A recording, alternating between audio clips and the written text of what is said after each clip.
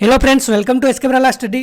दोस्तों, इस वीडियो में हम राजस्थान के इतिहास के 20 महत्वपूर्ण क्वेश्चन जो बार बार एग्जाम में पूछे जाते हैं ये देखने वाले हैं और हर एक क्वेश्चन को पूरी डिटेल से देखेंगे ताकि उस क्वेश्चन से संबंधित आपके जितने भी डाउट हो इसी वीडियो में क्लियर हो जाए। तो आप वीडियो अंत तक जरूर देखें। देखते हैं फर्स्ट क्वेश्चन। राजस्थान राज्य अभिलेखागार कहाँ स्थित है? उदयपुर, बीकानेर, जयपुर या जोधपुर? बहुत बार पूछा गया क्वेश्चन है। तो राजस्थान राज्य अभिलेखागार स्थित है अपने बीकानेर में। और इसकी अगर स्थापना पूछ ले तो स्थापना कब हुई थी? 1955 में इसकी स्थापना हुई थी। और देखिए एक क्वेश्चन पूछा जाता है, देश का प्रथम इलेक्ट्रॉनिक अभिलेखागार कौन सा है? तो देश का प्रथम इलेक्ट्रॉनिक अभिलेखागार भी ये बीकानेर ही है। तो ऑप्शन बी अपने सही आंसर है। और देखिए सभी ऑप्शन की अगर बात करें, उदयपुर में क्या है? भारतीय लोक कला मंडल कहाँ है? उदयपुर में है भारतीय लोक कला मंडल, जिसके संस्थापक कौन है? देवीलाल सामर इसके संस्थापक हैं। ये कहाँ है? उदयपुर में। और जयपुर की बात करें तो क्या है यहाँ पर? ललित कला अकादमी कहाँ स्थित है? जयपुर में। जोधपुर में क्या है? राजस्थान संगीत नाटक अकादमी। संगीत नाटक अकादमी कहाँ है? ये है जोधपुर में। तो ये सभी भी आप ध्यान में रखें। अगला क्वेश्चन है, चौहानों को वत्स गोत्री ब्राह्मण किस शिलालेख में कहा है? कीरवा शिलालेख, श्रृंगी ऋषि शिलालेख, बिजुलिया शिलालेख या अपराजित शिलालेख? तो ये कहाँ है? बिजुलिया शिलालेख में। और देखिए ये कहाँ है? भीलवाड़ा के बिजुलिया के पार्श्वनाथ मंदिर के पास उत्कीर्ण है। और इसकी स्थापना किसने करवाई थी? जैन श्रावक लोलक ने इसकी स्थापना कराई थी। जैन श्रावक लोलक ने। और इसके अगर रचयिता पूछ ले तो रचयिता कौन है इसके? ये है गुणभद्र, इसके रचयिता हैं। तो ये भी आप ध्यान में रखें। ऑप्शन थर्ड बिजुलिया। अगला क्वेश्चन है, पृथ्वीराज विजय की रचना किसने की? तो देखिए पृथ्वीराज विजय पूछा है यहाँ पर, किसने की रचना? जयानक चंद बरदाई, दलपत विजय या मलिक मोहम्मद जायसी? तो किसने की इसकी रचना? तो देखिए यहाँ पर पृथ्वीराज विजय हैं तो इसकी रचना की है जयानक ने। अगर यहाँ पृथ्वीराज विजय नहीं होता, पृथ्वीराज रासो होता, तो पृथ्वीराज रासो की रचना किसने की है? चंद बरदाई ने। और पृथ्वीराज विजय की है जयानक ने। और देखिए दलपत विजय की भी रचना पूछी जाती है। एक प्रसिद्ध रचना कौन सी है? खुमान रासो। खुमान रासो अगर आ जाए किसकी रचना है तो यह है दलपत विजय की। और मलिक मोहम्मद जायसी, इनकी भी एक प्रसिद्ध रचना है, कौन सी है? पद्मावत। पद्मावत अगर पूछ ले किसकी है तो यह है मलिक मोहम्मद जायसी की। तो ये भी आप ध्यान में रखें। अगला क्वेश्चन है, वह शिलालेख जो प्राचीन राजस्थान में भागवत संप्रदाय के प्रभाव की पुष्टि करता है कौन सा शिलालेख है? तो देखिए प्राचीन राजस्थान में भागवत संप्रदाय की पुष्टि करने वाला शिलालेख कौन सा है? गोसुंडी शिलालेख। ऑप्शन 4 अपने सही आंसर है। और देखिए गोसुंडी शिलालेख कहाँ है? यह है चित्तौड़गढ़, नगरी चित्तौड़गढ़ में। नगरी चित्तौड़गढ़ में। और देखिए इस शिलालेख को सर्वप्रथम पढ़ने का श्रेय किसको जाता है? ये जाता है D.R. भंडारकरण को सर्वप्रथम पढ़ने का श्रेय जाता है। और इसकी अगर लिपि की बात करें तो ये ब्राह्मी व संस्कृत दोनों लिपि में है। और देखिए इस शिलालेख की सबसे प्रमुख बात, यहाँ पर गजवंश के जो शासक थे सर्वतात, उनके द्वारा अश्वमेध यज्ञ कराने का उल्लेख मिलता है कौन से शिलालेख में?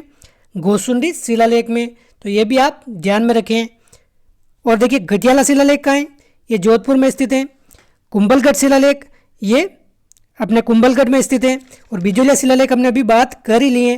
और गटियाला शिलालेख देखिए, राजस्थान की पहली बार सती प्रथा की जानकारी किस शिलालेख में मिलती है? ये भी गटियाला शिलालेख में मिलती है। राजस्थान में प्रथम बार सती प्रथा की जानकारी जो रेणुका की पत्नी थी, रेणुका की पत्नी संपल देवी, उनके सती होने की जानकारी मिलती है गटियाला शिलालेख में। अगला क्वेश्चन है, मारवाड़ का प्रताप किसको कहा जाता है? तो देखिए मारवाड़ का प्रताप ये कहा जाता है राव चंद्रसेन को। ऑप्शन बी अपने सही आंसर है। और देखिए राव चंद्रसेन का एक और नाम है भूला बिसरा राजा। भूला बिसरा राजा भी किसको बोलते हैं? राव चंद्रसेन को ही बोलते हैं। और राव मालदेव की अगर बात करें तो राव मालदेव को क्या बोला जाता है? हसमत वाला राजा। हसमत वाला राजा या फिर 52 युद्धों का विजेता, ये किसको बोलते हैं? ये बोलते हैं राव मालदेव को। और मारवाड़ का प्रताप अपने राव चंद्रसेन। अगला क्वेश्चन है, बीकानेर के किले का निर्माण किसने कराया?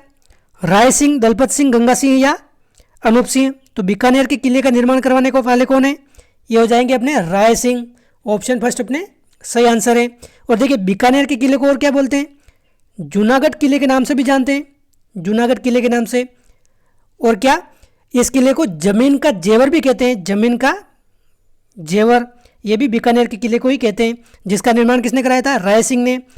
और राय सिंह ने अपने मंत्री करमचंद की देखरेख में इस किले का निर्माण करवाया था। अगला क्वेश्चन है, जयपुर का हवा महल कितने मंजिला इमारत है? 3, 4, 6 या 5? तो देखिए जयपुर का हवा महल ये 5 मंजिला इमारत है। ऑप्शन डी अपने सही आंसर है। कितने मंजिला? 5 मंजिला। और देखिए सबसे पहली मंजिल की अगर बात करें तो ये कौन सी मंजिल है? शारदा मंदिर, इसको बोलते हैं शारदा मंदिर। फिर सेकंड है रत्न मंदिर, थर्ड है विचित्र मंदिर, चौथी मंजिल है प्रकाश मंदिर, प्रकाश मंदिर। और पांचवी मंदिर अगर मंजिल की बात करें तो ये है हवा मंदिर। ये सभी इसके नाम हैं। और इसके हवा महल का निर्माण करवाने वाले कौन है? सवाई प्रताप सिंह ने इसका निर्माण कराया था। सवाई प्रताप सिंह 1799 में इसका निर्माण करवाते हैं। और इसको जरोखों का मंदिर भी कहते हैं हवा महल को, क्योंकि इसमें कुल कितनी 953 खिड़कियां हैं, 953। अगला क्वेश्चन है, राजस्थान में ब्रिटिश सत्ता का प्रमुख केंद्र क्या था? जयपुर, उदयपुर, कोटा या अजमेर? तो ये है अजमेर। ऑप्शन 4 अपने सही आंसर है। देखिए स्वतंत्रता के समय राजस्थान में कितनी 19 देशी रियासतें थी, 3 कितने थे? ठिकाने थे। और एक चीफ कमिश्नरी क्षेत्र था, कौन सा था? अजमेर मेरवाड़ा, जो सीधे अंग्रेजों के द्वारा संचालित किया जाता था। और अजमेर में जो एक दुर्ग है, कौन सा दुर्ग? मैगजीन दुर्ग, ये अंग्रेजों का प्रमुख शस्त्रागार था। राजस्थान में अंग्रेजों का शस्त्रागार था, इसलिए राजस्थान में ब्रिटिश सत्ता का प्रमुख केंद्र क्या है? अजमेर है। क्वेश्चन 9, संप सभा की स्थापना कब हुई? कब हुई संप सभा की स्थापना? ये हुई 1883 में। Option A.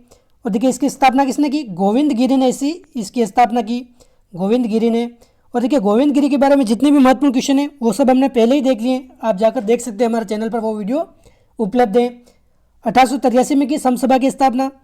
और देखिए बंजारा जाति में इनका जन्म होता है, बंजारा जाति में। और ये डूंगरपुर बासिया के निवासी थे। अगला क्वेश्चन है, विजय सिंह प्रतीक का मूल नाम क्या था? राम सिंह, मूल सिंह, भूप सिंह या रविंद्र सिंह? तो विजय सिंह प्रतीक का मूल नाम है भूप सिंह। ऑप्शन 3। और देखिए इनका अगर मूल स्थान देखें तो ये कहाँ के निवासी थे? यूपी के बुलंदशहर के ये निवासी थे, बुलंदशहर के गुडावली के। और इनका जन्म कब होता है? जन्म हुआ था 1882 में इनका हुआ है जन्म। देखिए 1883 में हमने संप सभा देखी है, संप सभा की स्थापना 1883 में हुई है।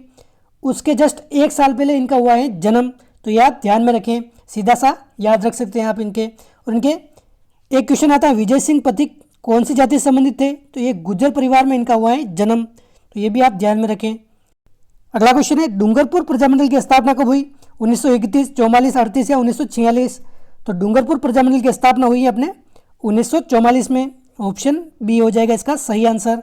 और देखिए इसके संस्थापक की अगर बात करें डूंगरपुर प्रजामंडल के, तो ये हैं भोगीलाल पांड्या, भोगीलाल पांड्या इसके संस्थापक है डूंगरपुर प्रजामंडल के। और देखिए भोगीलाल पांड्या का एक उपनाम भी है, वागड़ का गांधी किसको बोलते हैं? भोगीलाल पांड्या को बोलते हैं। ये उपनाम से संबंधित भी क्वेश्चन पूछे जाते हैं, जिसका भी वीडियो आपको मिल जाएगा हमारे चैनल पर। और देखिए 1931 की बात करें तो 31 में कौन से प्रजामंडल की स्थापना हुई है? ये हुई है जयपुर प्रजामंडल की। 1938 की अगर बात करें तो ये मेवाड़ प्रजामंडल की स्थापना हुई है। 1946 में झालावाड़ प्रजामंडल की स्थापना हुई है। तो ये सभी भी आप ध्यान में रखें। वह स्वतंत्रता सेनानी जिनको जेल में ही जिंदा जला दिया गया कौन थे? प्रताप सिंह बारट, गोपाल सिंह, सागरमल गोपा या माना भाई? तो ये कौन थे? ये थे सागरमल गोपा। ऑप्शन 3। और देखिए इनकी अगर बात करें तो ये जैसलमेर प्रजामंडल से संबंधित हैं, जैसलमेर प्रजामंडल से संबंधित। और इनकी अगर प्रमुख रचनाएं पूछे तो जैसलमेर का गुंडाराज और रघुनाथ सिंह का मुकदमा, ये दोनों पुस्तक किसकी हैं? ये सागरमल गोपा की हैं। ये क्वेश्चन भी बहुत बार पूछा गया है। और देखिए जो एक क्रूर थानेदार था, थानेदार का नाम भी पूछते हैं, कौन था? ये गुमान सिंह, थानेदार गुमान सिंह के द्वारा इनको जिंदा जला दिया गया था। क्वेश्चन 13 है, गणेश्वर सभ्यता किस नदी के किनारे विकसित हुई? बाणगंगा, आहड़, कांतली या घग्गर? तो क्या होगा इसका आंसर? यह है कांतली नदी। ऑप्शन 3 इसका सही आंसर है।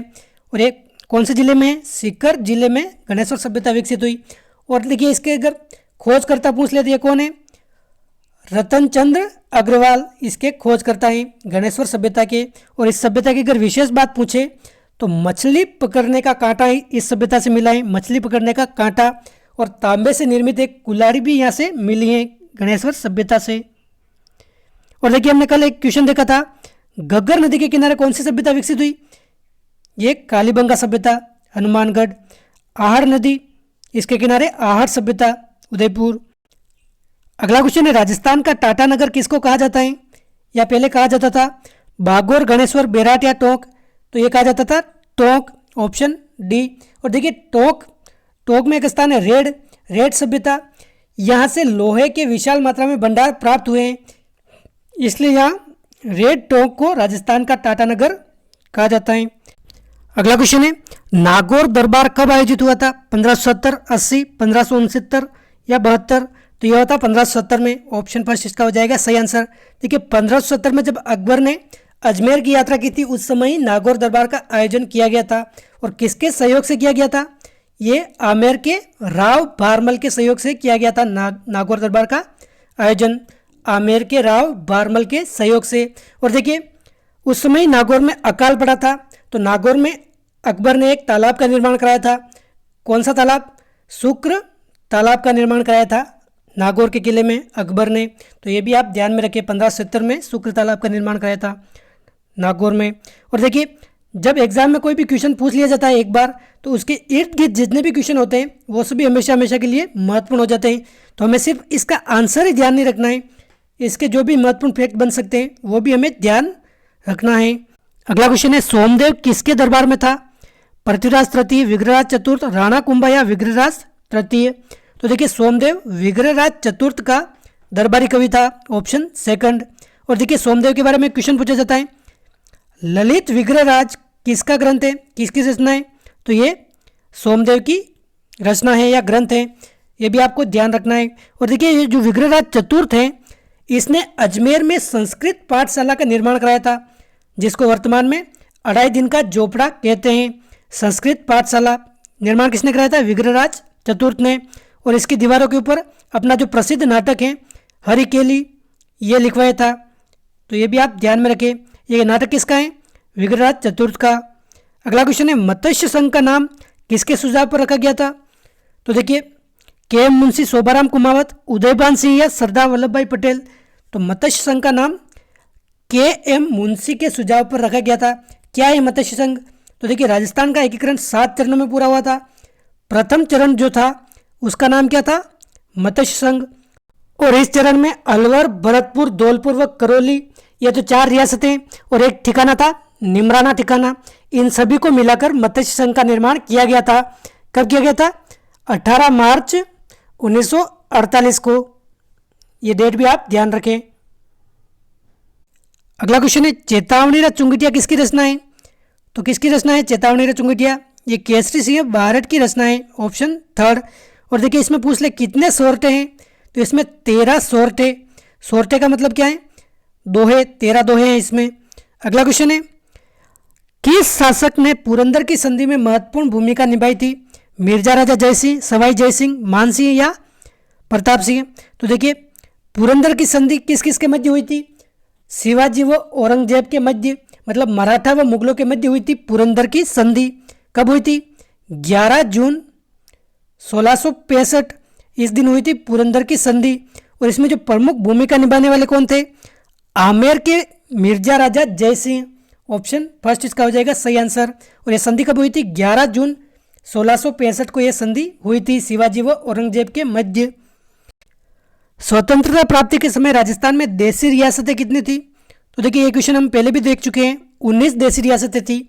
19 तो देशी रियासतें, 3 ठिकाने, एक चीफ कमिश्नरी क्षेत्र। 3 ठिकाने कौन कौन से? निमराना, कुशलगढ़ और लावा, ये तीनों ठिकाने थे। चीफ कमिश्नरी क्षेत्र अजमेर मेरवाड़ा था। तो ये अपने 19 आंसर हो जाएगा। तो दोस्तों ये थे 20 महत्वपूर्ण क्वेश्चन राजस्थान इतिहास के। वीडियो अच्छा लगा है तो लाइक कीजिए, चैनल पर पहली बार आए तो सब्सक्राइब कीजिए। मिलते हैं अगले वीडियो में किसी नए टॉपिक के साथ। जय हिंद, जय भारत।